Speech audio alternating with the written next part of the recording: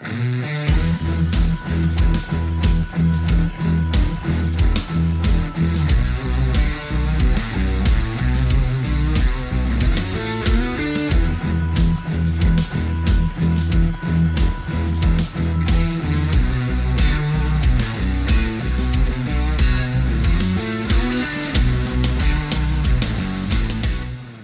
and welcome back to Casting Nets Podcast. I'm one of your hosts, Pastor Will Harley. I am joined here in the studio, which is also my office, with Pastor Dave Rudot and Hello.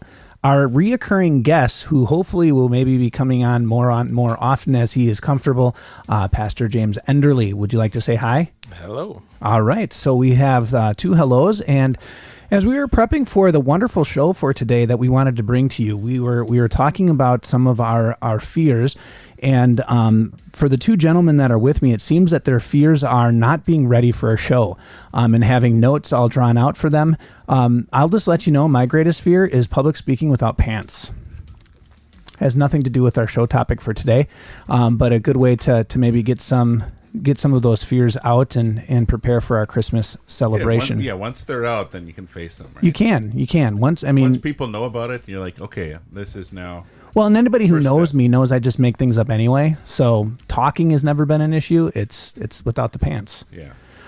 As we get together for today, though, our topic is war on Christmas, and multifaceted type of topic, not probably where you're thinking we're going to go, and hopefully we'll surprise you a little bit.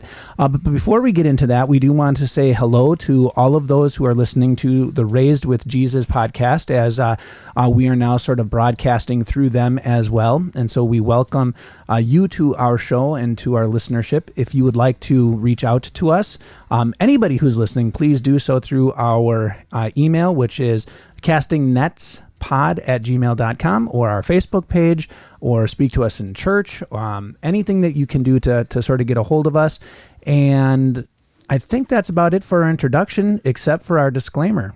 This is going to be a multifaceted conversation, so we are probably not going to be as organized as James and I would like. Will is going to be, this is great. This is a challenge for him. He is just in his element, using all of the gifts that God has given him to speak off the top of his head without any pattern whatsoever, without any organization or path whatsoever. Just what's coming on in Will's mind is what is coming out of his mouth, where James and I are usually guys that want to know what we're going to say before we say them.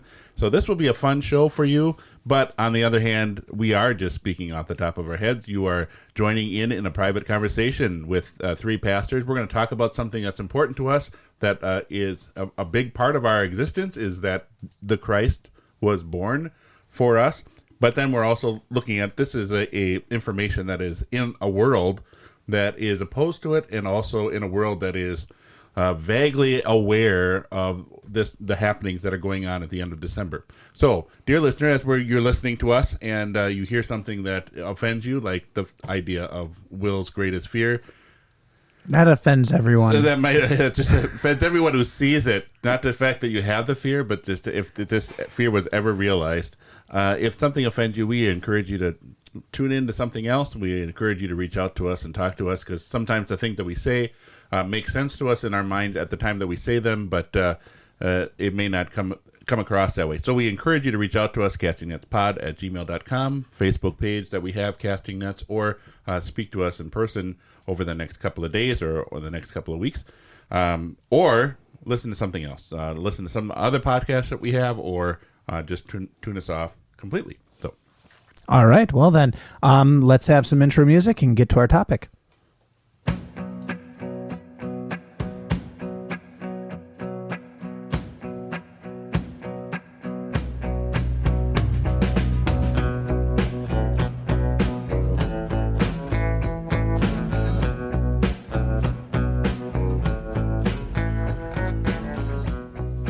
The war on Christmas is a term that has been penned in recent years. Bill O'Reilly was known for having a war on Christmas segment on Fox News just about every year. And it also seems to be something that political pundits like to bring up, on how various agencies or other media outlets are also waging war on your Christmas. And so the topic for today is the true war on Christmas. Who is really waging war on Christmas? Well, and before we get into to kind of furthering that topic, I just have one question, because you sort of said it in your introduction here of where we're going, and maybe this is a good place to sort of break open the conversation. You said specifically waging war on your Christmas. And I put the highlight in the your for the question. Who said it was yours? That's a great question, because a lot of times people are saying this is something I need to defend rather than this is something that I experience every year. This is something that I have to make sure everybody else does the right way, or is this something that is for me and for my friends, for people that I know I want to share the real Christmas, but it doesn't necessarily belong to me. It belongs to the world, I get that, but just the idea of this is something I need to defend or not.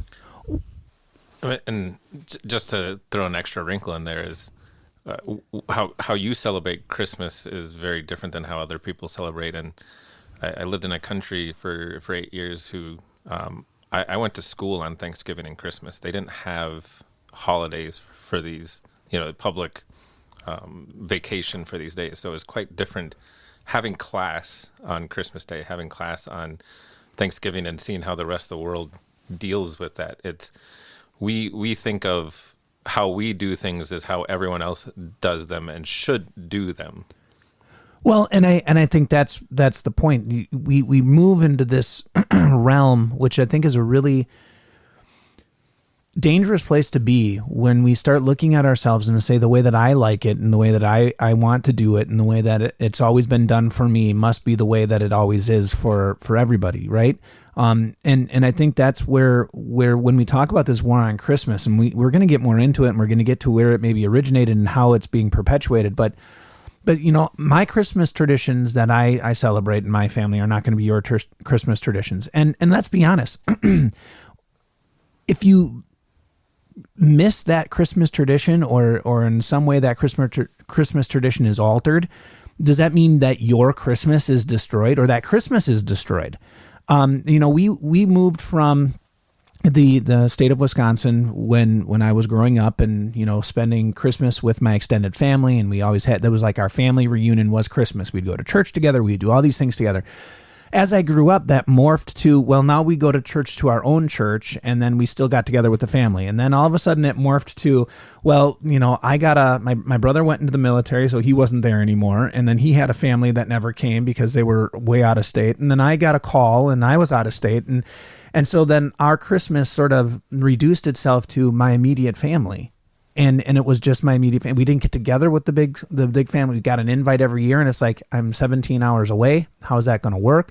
And so we created our own traditions, you could say, for the immediate family, but it didn't destroy Christmas. I mean, Christmas wasn't destroyed for my aunt and uncle because we didn't show up or we weren't there. And Christmas wasn't destroyed for my parents who didn't have their grandkids all around them, although they would have loved to do that. Christmas still came and went. Christmas was still there. I think that's an important point, because the three of us here have all experienced Christmas outside of our family traditions and customs. So we've all come to realize Christmas is more than just being at a particular place at a particular time doing particular things. Christmas is more than that. It can be more than that, and it can be still as treasured even if those things are not present. One of the best examples maybe of this was last year, starting in Easter, where we couldn't meet in person for Easter, for worship. When did we still celebrate Easter? Was it still Easter? Yes. And then last year we didn't have the children's Christmas program in person. And I think for a lot of people that wasn't Christmas, but the circumstances change from time to time where you can't do what you've always done.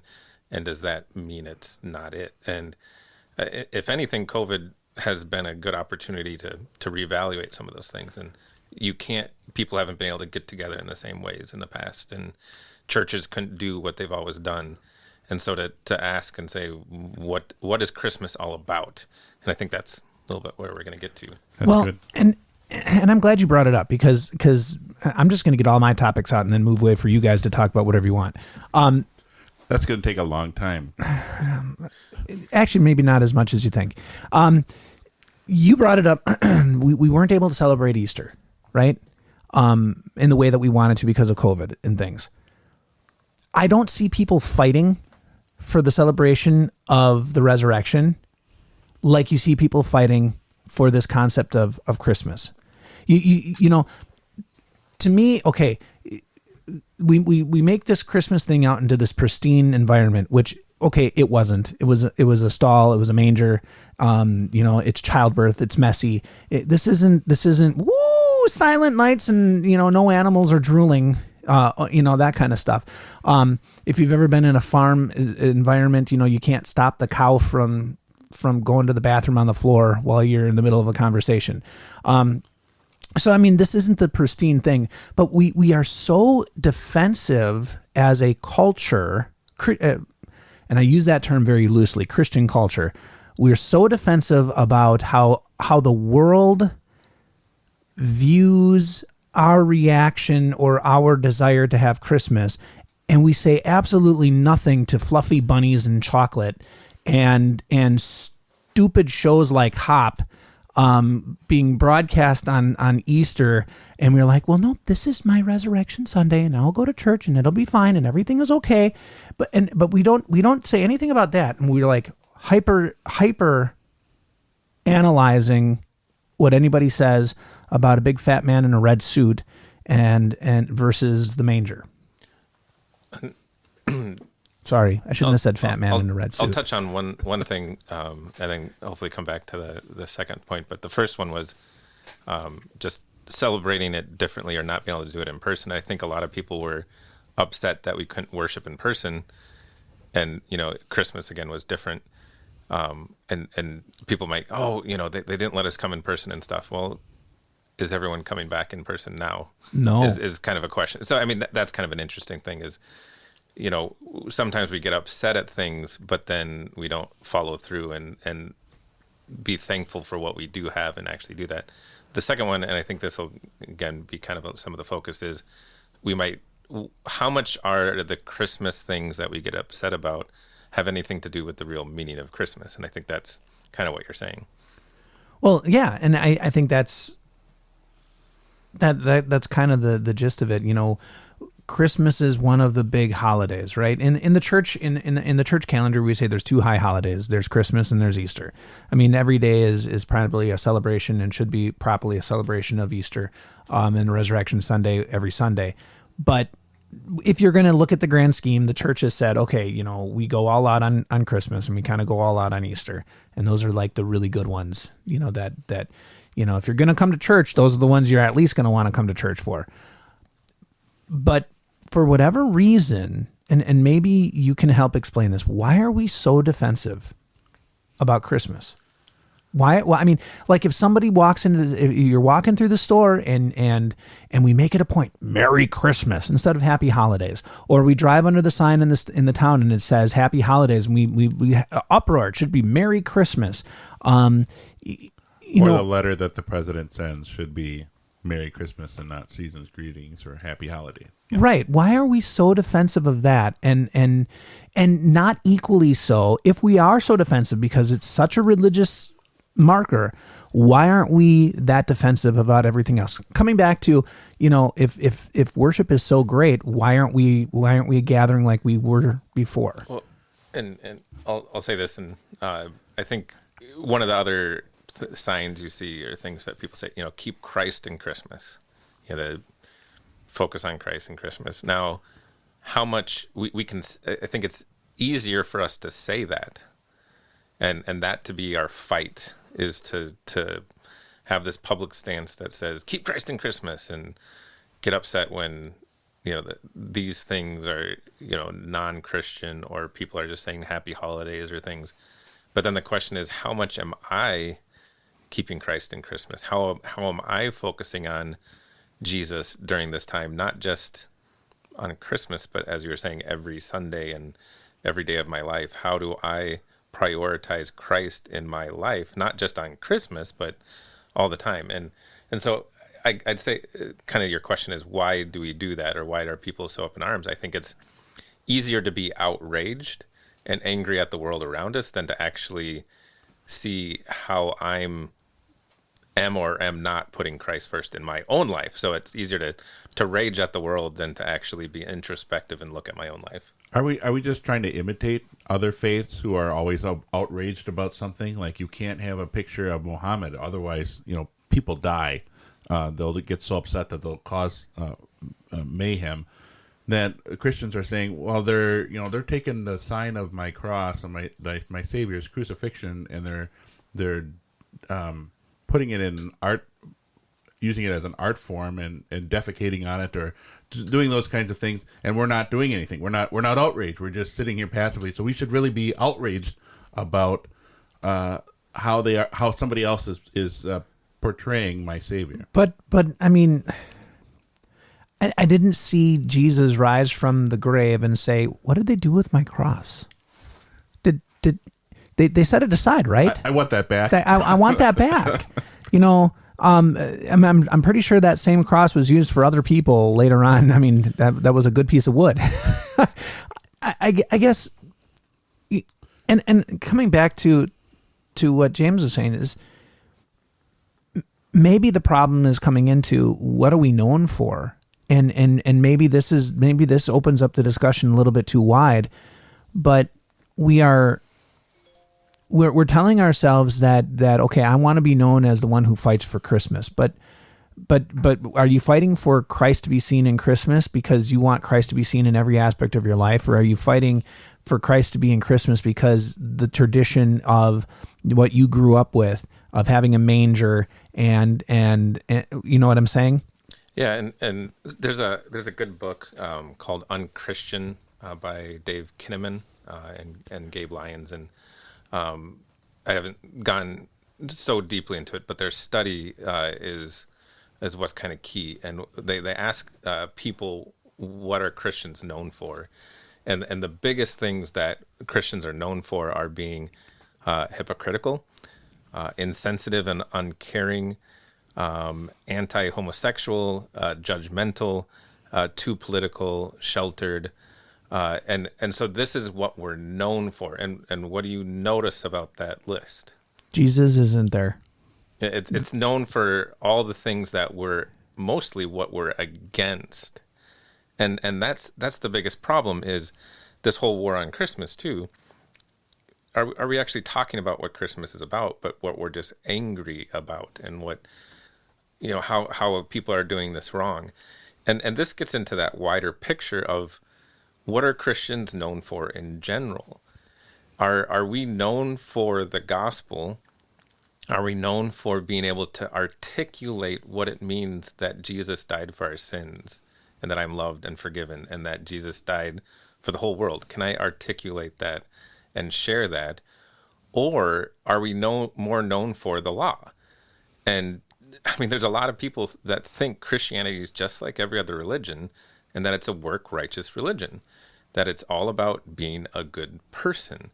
And there's a lot of Christians that I think believe that too. And so I guess using the word Christian loosely, because if you think it's all about being a good person, it might be hard to say that they're a Christian. But that whole idea of, what are we known for? Are we known just for what you should do? You have to do these things. No sex before marriage, no homosexuality, no abortion, no this, no this, no this, do this, do this, do that. Or are we actually known for Christ? Keep Christ and Christian, and are we known for Jesus, his love, and the gospel? Well, I think it also comes down to a reality check, that, because I know I can tell you right now, in my head I'm picturing about 5 or 6 different members who will say, yes, you can't have any of those things. And there's right to that. I mean, there is the law that comes in place that says these things are wrong. They're damaging to you. They're damaging to your relationship to your Savior, to your God. But coming back to where you're going with this is, the greatest love that the world has seen is God, who sent his son to become sin for you, to take those sins on himself, to live the law perfectly that you couldn't live, and to die. And so when we look at Christmas, Christmas isn't the, hey, look at it's a silent night in a pristine manger. It's, hey, look at the sacrifice who's really from the very moment he enters into this world is stained by my sin. That he is starting to take it in. He's starting to live for me perfectly and will die for me innocently. And I think that is the part that I think you're trying to. Yeah, and maybe to get to the part of the me, we're really good at being selective about sins and the sins that Christianity preaches about. And the reason, one of the best examples I use for this is people preach about homosexuality, these things, but then in our church, and I do this with my 7th and 8th graders, we talk about that topic, and then I say, okay, well, that's a sin like other sexual sins. What about living together before you're married? Okay, that's, say, kind of on the same level. It's a sexual sin. And I asked them how many people know, do you know that are, struggling with homosexuality? And, not many people do. But then I ask, how many of you know people who are living together before they're married? And most of the people raise their hand. And now, how do we treat that sin in our church? And how do we speak about that sin? It's kind of just overlooked.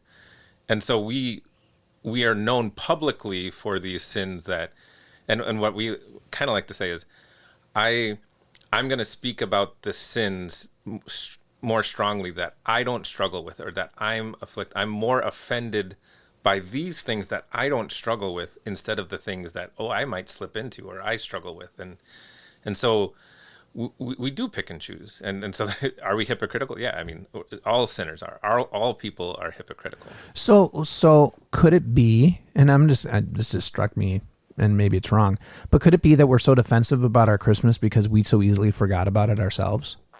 And we want society to remind us because we are so loosely Christian, and I use again that term loosely. We are so loosely Christian that if we don't have the reminder out in front of us, we ourselves would have forgotten what the true meaning of Christmas should start to make us think. Perhaps it's because we have an ideal of what Christmas should be, or what all of our Christmases should be. I don't know if it's rooted in the fact that when we were, I should say, not we, but most people who have a positive thought about Christmas or positive memories of Christmas, they're just trying to rehash those memories of Christmas, or trying to rehash the feeling that they had at Christmas time, forgetting that the true feelings of peace and joy come to us from a baby in a manger, come to us from the gospel, not from the trappings of Christmas that we find him in. Yeah, and I'm not good at speaking about this because I've experienced this of the total non-existence of Christmas, where try like all the things that you value for Christmas, all the trappings, all the this food, these people, this place, these smells, and remove those and be hours and distance from there, and then in a culture that does no celebrating of Christmas, and then you have to really come in and say, what is Christmas all about? And so if you strip away some of that, and so that would be kind of a thing of like, when you're celebrating Christmas, what are you really celebrating? And it's not to say that friends and family and these foods and these are all blessings. These are all gifts from God. They're not bad things, but what are you really reveling in? And my co-pastor had a really good sermon this last week on behold, what are we really celebrating? Is it all the other stuff, or am I really beholding Christ and who he is, and that he came to live among us and to die, and he left heaven. He was in perfection, and he came to be one of us and to die for us. Well, and that's I think the focus. So there's the kind of the religious aspect of it, but if this is the point and purpose, why is it becoming such a war? I mean, that's really the focus of our conversation today, is that there's a war on it, and it seems to be that it's maybe it isn't, but it seems to be it's the Christians who are really doing the war. We're the ones that seem to be, or maybe we're fighting back and making it worse. Is that your impression, or do you think this is something that's coming on by external sources that are pushing this kind of thought? Like, when I was a kid, I don't remember ever having to have these discussions about happy holidays and things. I have a theory. I think it's just the political pundits wading into waters where they shouldn't go. And the waters that they shouldn't go is trying to tell us about our Christianity. That's not their job and their place. But when our anchors and our media sources start talking to us about how we should feel about our faith, our Christian faith, I think that's where the problem was. Because the media outlet makes its money, it thrives on setting our hair on fire. So they have to set our hair on fire for something. So both sides, whether it's CNN or Fox News, whether it's left-leaning news or right-leaning news, they're both trying to set us on fire and try to get us on edge so that we'll click on their material and listen or watch their stuff. And so I really feel like I brought this up in the beginning of the podcast where Bill O'Reilly talking about the war on Christmas, that this is just something that perpetually comes back because it gets your click. It gets your attention, dear listener, because you're like, oh, somebody's going to talk about the war of Christmas? I'm going to click on that. Or, Casting Nets is going to talk about the war on Christmas, so I'm going to click on that. So I deliberately titled it The War on Christmas just because that seems to me to be the phenomenon, is that this is just an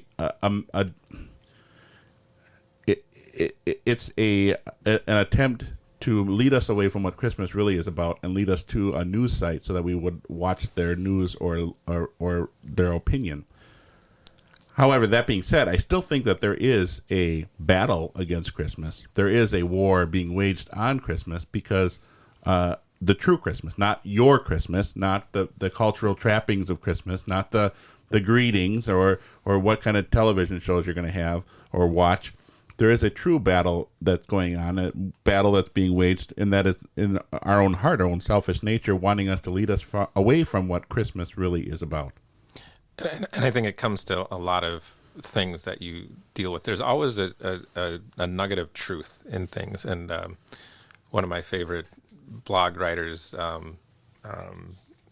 Hine in Milwaukee. What's his James Hine. James Hine. Oh, John Hine. I think it's James. Hine. James Hine. John Hine is his brother. Yeah.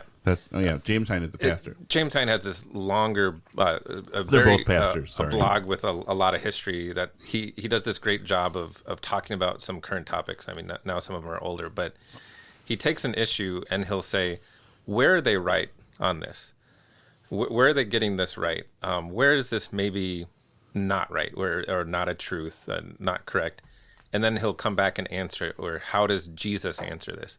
And I think in a lot of issues and a lot of our discussions with people, if we just completely agree on one side, or we completely brush them off on the other side, you're missing the point. Almost always there's a nuance to it. There's some truth in the middle, and people have a point about this. But the other side also has a point. And there's this, you have to look at all of it and say, where's the truth here? Where's the truth here? Is there an attack on Christianity and things? Well, yeah, of course. What did Jesus say about us as Christians?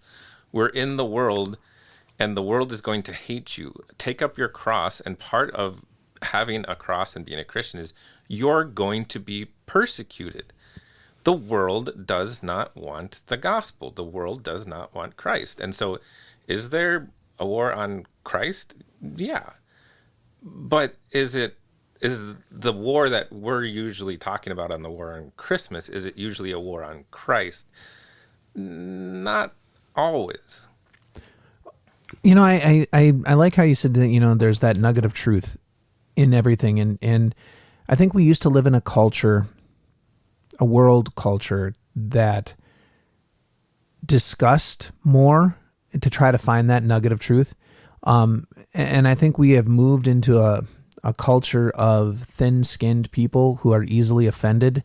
And once they become offended, they instantly shut down and they don't want to discuss because the discussion makes you uncomfortable. And we all know that. because you have to be able to take in what someone's saying, sift through what they're saying, come out with this is what I think I'm hearing from you that is maybe a misguided idea or whatever, and then respond and have those conversations go around until you come to some type of, this is where you're standing, this is where I'm standing. Well, and everything's become quite political, and you're either on this side or that side, and you can't have a nuanced stance. You can't, if and part of it is social media and anonymity. What's the word? Anonymity. Anonymity. That's your $1 million word for today. That it allows us to treat people different and say things differently. We discussed this on our Bible study this last week. But the fact that if I say one thing on one side, then they connect every other stance that's on that side. If it's the left, if it's the right, whatever. Yeah. And so there's no capability to have a nuanced conversation, and that's really what we need. And what more and more, what I try to kind of discuss with people is, our world is messy. Our world is filled with sin, and Christianity. I mean, God's word stands firm. It doesn't change, but our answers in different situations may change based on different things. Now, again, there's certain things that don't change, but we live in this gray world that it's not just give me the answer for this at all time in every place. And no, let's have what I might even say is a more loving response and a more nuanced response to say, I can love, but also this is wrong, or how can we be more nuanced with people as well? Well, and I don't know if I would use the word nuance, but I know exactly where you're going, and that is, talking with people, and having, that isn't that the pinnacle of Christianity, in the sense that we have a message that is worth sharing. We have a message that is worth, and it is true. We live in a world that is in many, many shades of gray, more on the darkened end of the shades of gray than on the lightened end of shades of gray. But we are in this world of shades of gray, and so it's always darker than we see it. It's darker than we see it, but it's always in need of understanding more than we know. We all like to live in the world of the black and white. But even when I grew up, we would go up to our cottage up in Rhinelander area, Pelican Lake area in Wisconsin. And we had a black and white TV with the rabbit ears, and then dating the house or whatever. But even in the black and white TV, it was never black and white. We called it black and white, but it wasn't really black and white. There were some blacks and there were some whites, but it was shades of gray. A lot of it was shade. You could tell the difference between different types of clothing. It was these shades of gray. And I think sometimes in this world, like you were saying, James, that I think is really interesting is when God gives a principle within the scripture, right? He gives us a principle and he says, so here are the laws, here are the commandments. Or he says, do this or whatever. Those are principles. We go back to it and we say, how are we going to apply it in the shade of gray? And every person and every family we deal with is not going to be the same. And when someone is an outsider looking into that, they're going to say, well, you're the hypocrite because you say this in one way and you don't do this in the other way. Or you say this in over here and you acted that way over here, but you didn't do it over here. Why is that?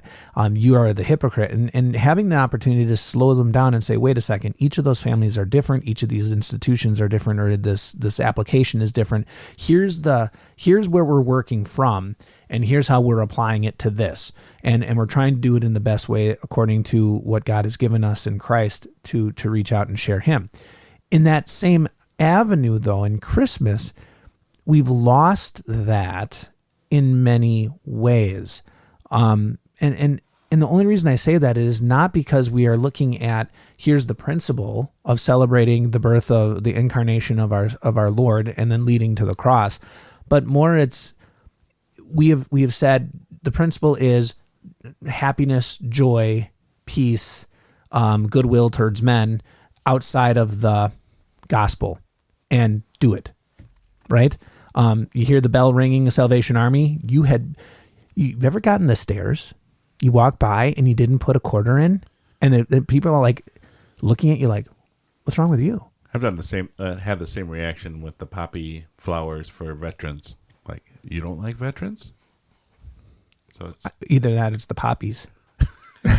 is that the poppy flower? Isn't that what it's called? And I'll jump back Anyway, real quick on just one thing you mentioned I think one of the keys to Christianity is speaking the truth in love. I can speak the truth, but not do it in love.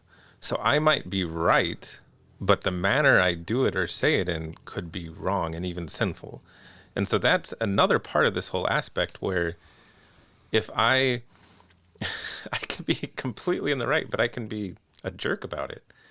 And so that deals with so many things in our life where you think of your relationships with your spouse or your kids or all these things. Mm-hmm. You can be right, but you can do it wrong.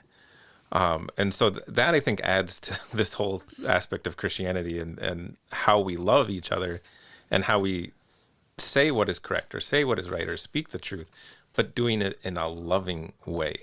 Which requires self-discipline, which means that we are really on a war of on Christmas within our own sinful nature. Because our sinful nature wants to be it about ourselves, and I want to be able them to know the truth. I want them to know what's right here, instead of what is the loving thing for me to do it for this individual at this time. So I mean, really, you could say that the ultimate problem with Christmas is you.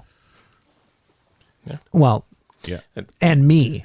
Isn't that right? Isn't that the G.K. Chesterton quote? He was, that one at all. I think it's around the time of World War II, or actually he might have been earlier. But he's the British guy who the editor wanted people to write in and say, "What's the problem with the world?" And he wrote to the editor, "Dear editor, I am G.K. Chesterton." Like, it's the fact that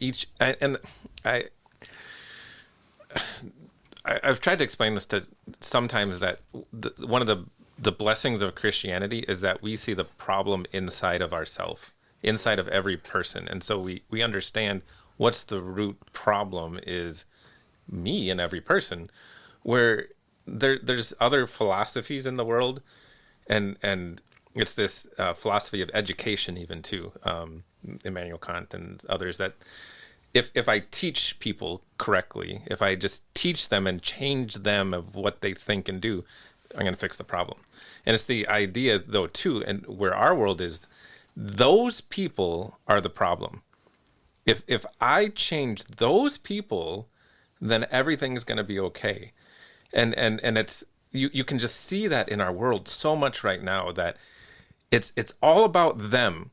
There's never any look at how is this side or how am I contributing to the problem. It's these people, they're the problem. And that's not Christianity. Christianity is saying each and every one of us is the problem.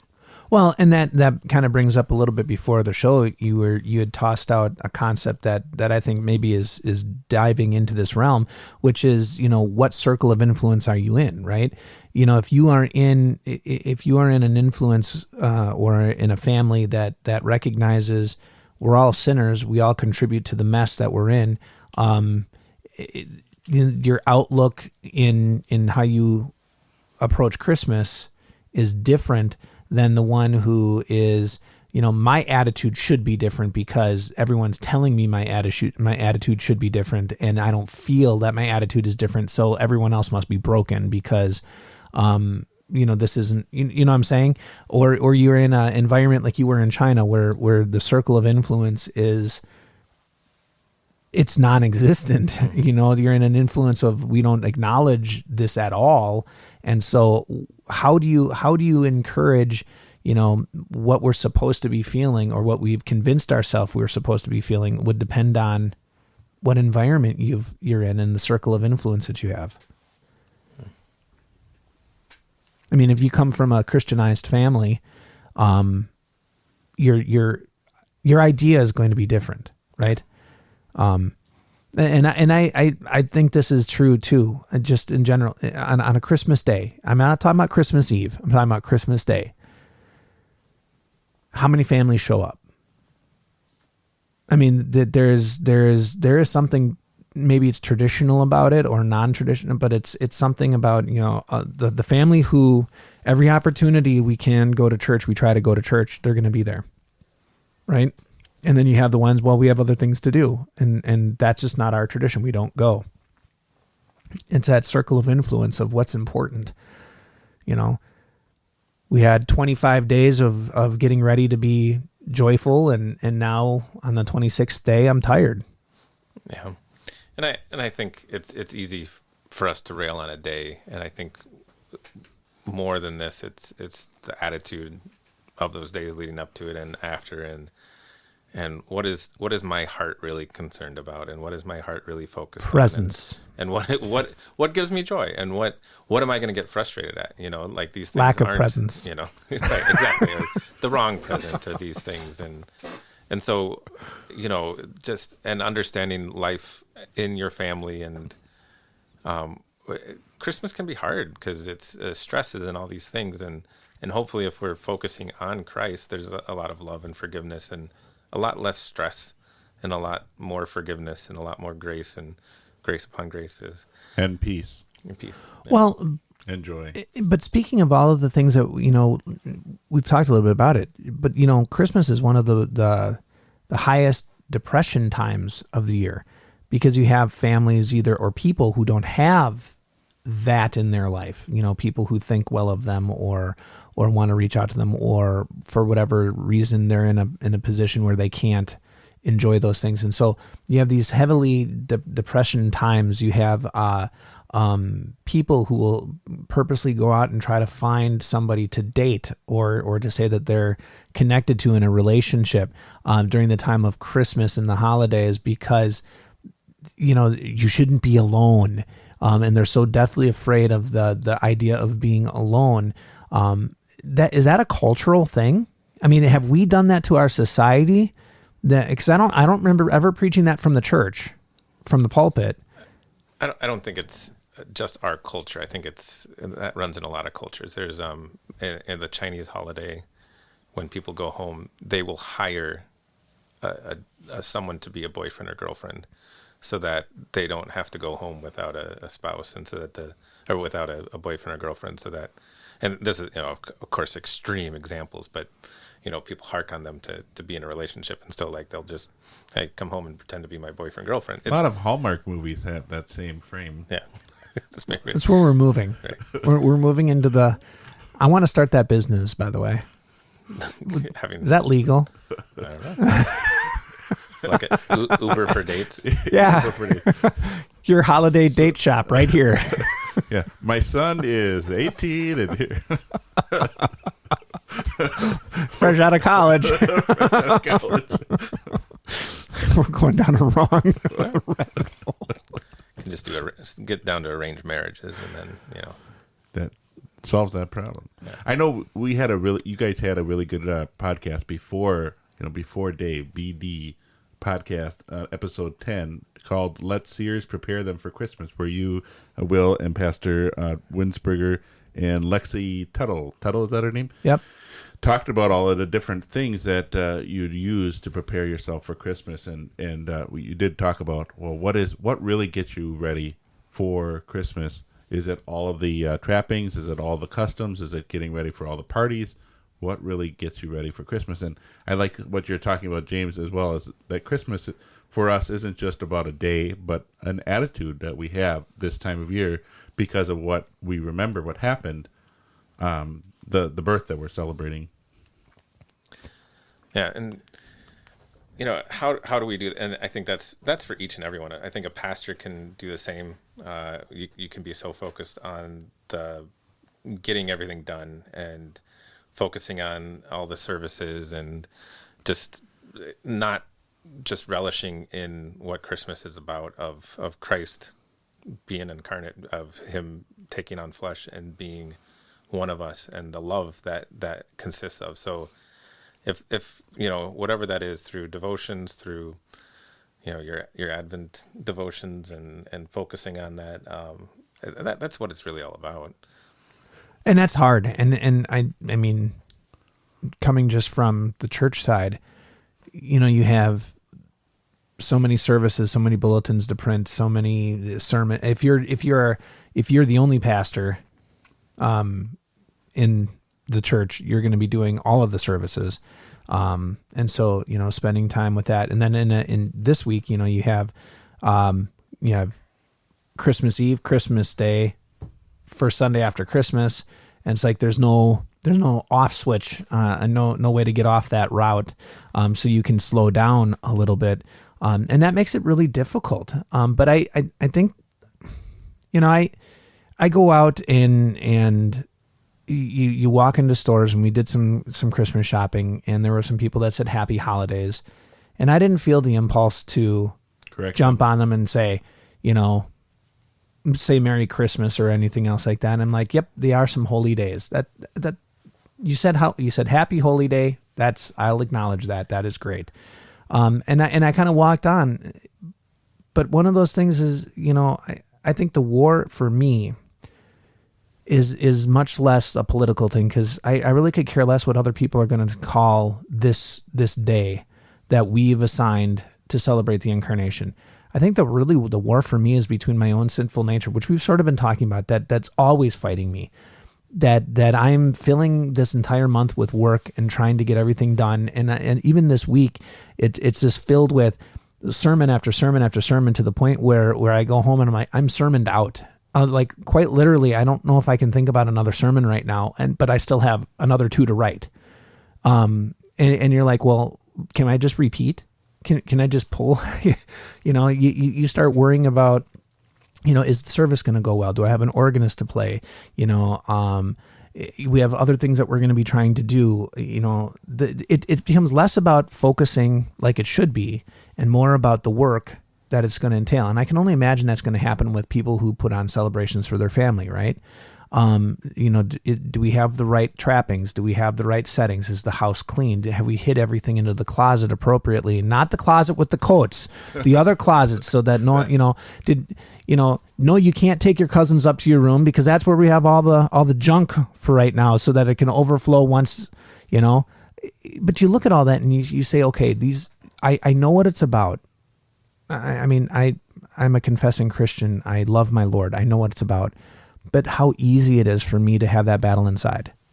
And I think the other part of that then is, what we've kind of talked about this, but then, you mentioned the people saying Happy Holidays. And I noticed this on a video on Facebook where it was some band, maybe Pentatonics or something, and they're doing an ad for some company, and they're saying a bunch of stuff, and at the end with Happy Holidays, and at the end all the comments are just like, why can't you say Merry Christmas? And we're just raging about things, and you think about coming together as your family, and what are you probably going to discuss is you're going to probably discuss like all these issues and raging about stuff and politics. One of the things that I think a lot of this deals with is just us taking offense to so many things. And there's a book that I'm doing with our school faculty that I read through once, and I think it's one of a really, really well done book that really focuses on the gospel. But it's called Unoffendable. The author is Brant Hansen, and his whole point really is there's a lot of talk about like Christians being angry and righteous anger, and his real beginning, his thesis, his question is saying, who is right to be angry? Who's the only one who's really allowed righteous anger? And he says, really, it's only God, because he's the only one who's righteous. And so all of us, we aren't usually right in when we're angry. There's different things that most often when we're angry, we're actually angry at something that's not really affecting me. That, it's something bigger, something out there that, maybe it's wrong, but it's not against me. And then often, if it is against me, often maybe I'm even at fault. And then some of the bigger issues is when I'm angry, am I going to handle the situation in the right way? So there's a lot of discussion in the book about just, should Christians be offended? Should we get upset about all these other things? Now, it's not saying to just let things go. It's not saying to ignore wrongs, but it's saying to handle them in the right way and to do so lovingly. And how can I be known by, again, that whole question of instead of being known for what we're against, how can I be known for what I'm for, what the gospel is? So, well, isn't that sort of Samuel, right? When the people of Israel wanted a king, and they came up and they said, "Can we have a king?" And he got all upset about it, and the Lord said, "Why are you upset? They're not denying you; they're rejecting me." Right? And maybe that sort of plays into that. And I haven't read the book, but I wrote it down because I'm gonna probably purchase it and read it. But it's one of those things where we project ourselves onto other people, but we never internalize, or we over internalize what other people may be projecting onto us. Yeah, they have a character flaw because of they did something wrong. But then when we would do that very same thing wrong, there's always, well, it's because some situation. I had a bad day. I didn't get enough sleep that night. We don't take accountability for our own actions.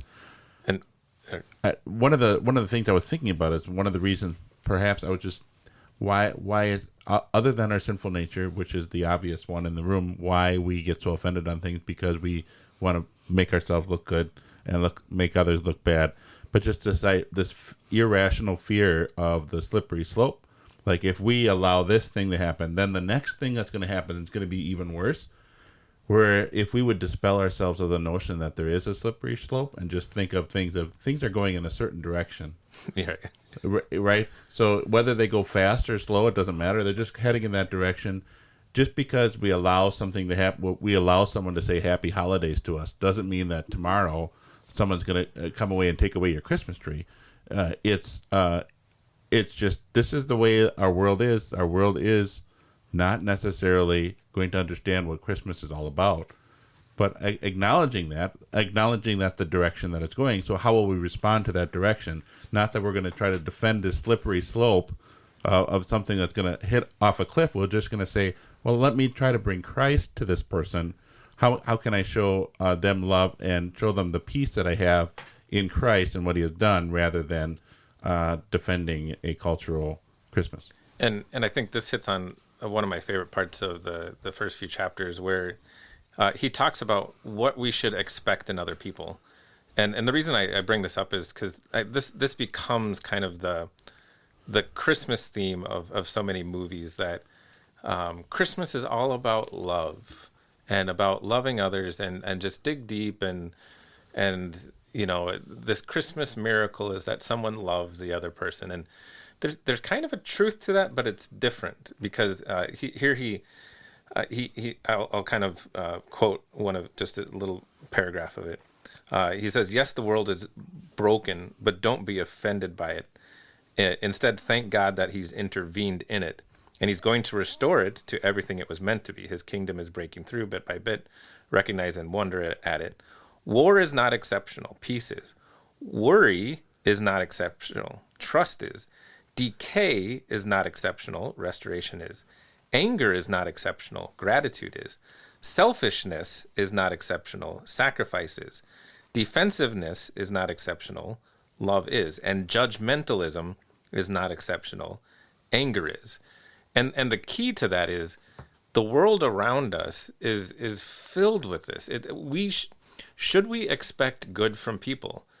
The truth is, we really shouldn't expect good from people. We're sinful, and we hope for good, and we want people to be good. But the key to this is where do these good things come from? These good things come from God. And most of all, we're enabled and empowered to love each other when we know the gospel, and when his word is working in us and growing in us, and that's what's exceptional. So Christmas is very exceptional because it's the most exceptional thing ever. Christ was born from Mary, this miracle, and God came to live among us. This miracle, this completely unexpected and it's prophesied, but amazing thing. And these things are exceptions. Well, and we had talked about this before numerous times, that when you get to those concepts of love and you get to the concepts of justice and anger, Those concepts have a true and right thing that embodies them all, and that is God. Those are attributes of God. God is righteous anger, right? God is justice. God is love. And so when we talk about those concepts, we don't really fully understand them unless we are in Him, and they are communicated to us. And that's really this time of the year is Jesus is communicating to us what love is. He gave up everything for you. Jesus is communicating to you what sacrifice is. He's here for you to die. Jesus is telling you what anger is. Sin is unacceptable. Someone has to be punished. I will take it.